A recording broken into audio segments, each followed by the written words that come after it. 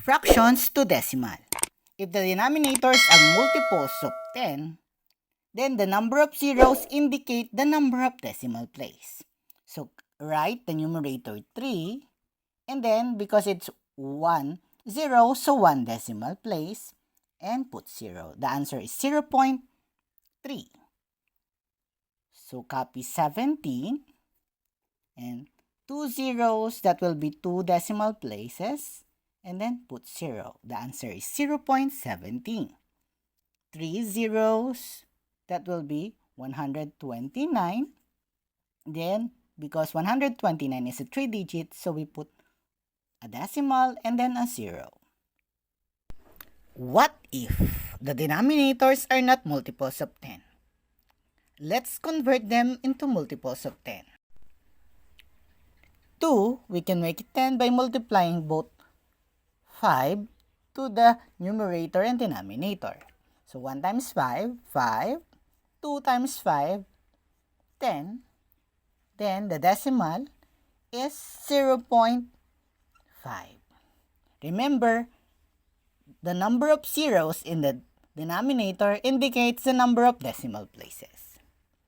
So 4 cannot be converted into 10, so we convert it into 100 by multiplying 25, both denominator and numerator.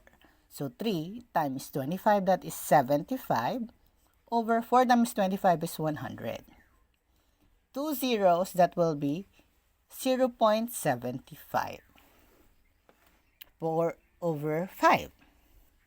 So we can convert into 10. So multiply by 2, both numerator and denominator. 4 times 2, 8, over 10.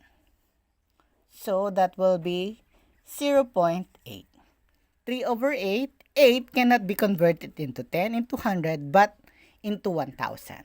By multiplying 125, both denominator and numerator.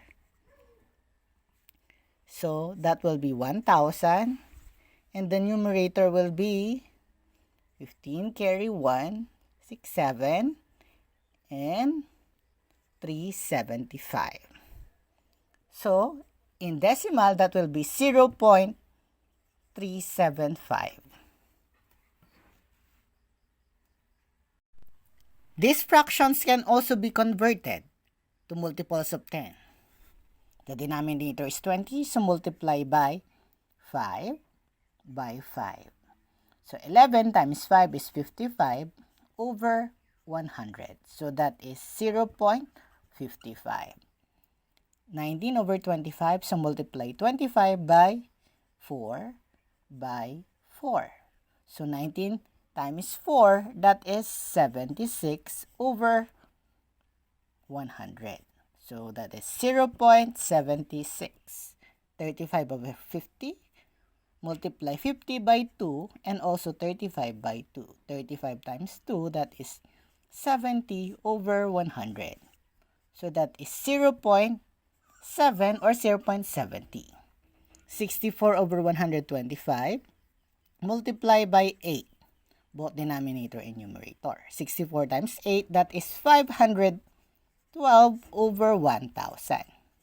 So that is 0.512.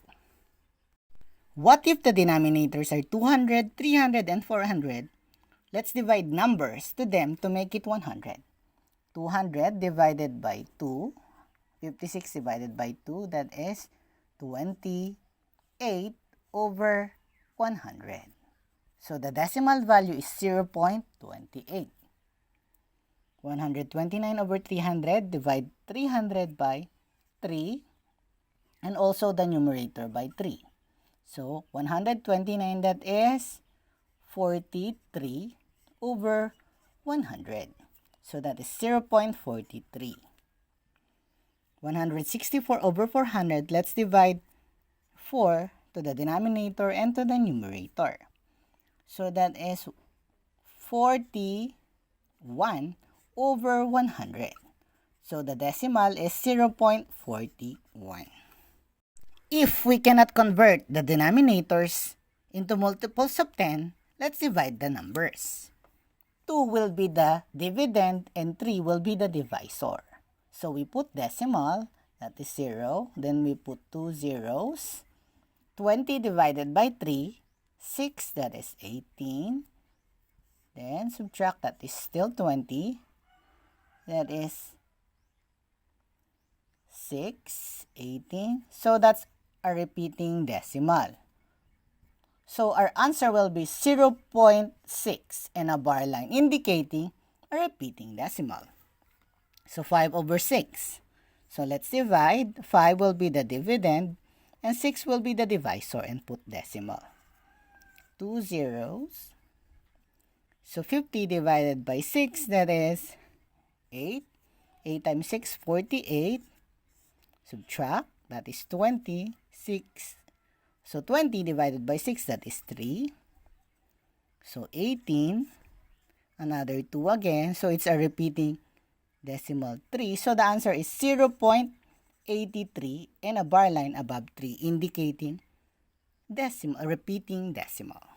For denominators of 7, here's a trick. Simply 0.77, 14, double 14, 28, double 28, 56 plus 1, 57. And to locate 2 over 7, we find the next number higher than 1, that is 2. So we start from 2, that is 0.28, 57, and then copy 14. And for 3 over 7, what's next after 2? That is 4. So we start with 4.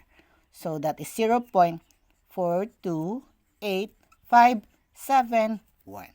For numbers whose denominators are 9, so we simply copy the number, that is 0.1 and a bar line indicating repeating decimal.